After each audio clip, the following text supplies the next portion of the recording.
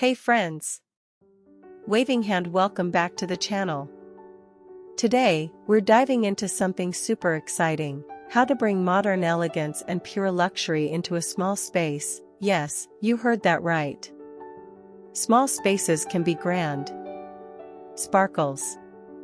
So grab a cup of coffee, get cozy, and let's chat like friends because I'm guiding you through it, step by step. Speech balloon hot beverage. Let's start with color. Soft neutrals, creamy whites, warm grays, these tones open up a space and make it feel airy and high-end.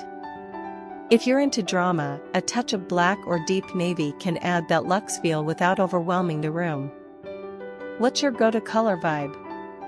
Let me know in the comments, I love hearing your ideas. Okay, furniture.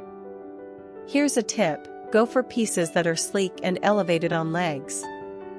It creates the illusion of more space and keeps everything feeling light. And hey, multipurpose furniture is your best friend. A coffee table with hidden storage? Yes, please. Now let's sprinkle in some texture. Velvet cushions, a faux fur throw, maybe a boucle chair? These little touches add that expensive look, without the expensive price tag. Trust me, it's all in the layers. And let's not forget lighting. Seriously, lighting can make or break your space. Try to mix it up with ambient lighting, statement pendants, and even some candles for a soft, cozy glow. You'd be surprised how different your space feels just by changing a few light bulbs. Now, let's talk accessories. Less is more. A few statement decor pieces, like a bold vase or an abstract sculpture, can instantly elevate a room. And please, don't underestimate the power of a beautiful mirror. It bounces light, creates depth, and just looks so chic. Yuk, check in. Are you imagining your space yet? Because I want you to really see it.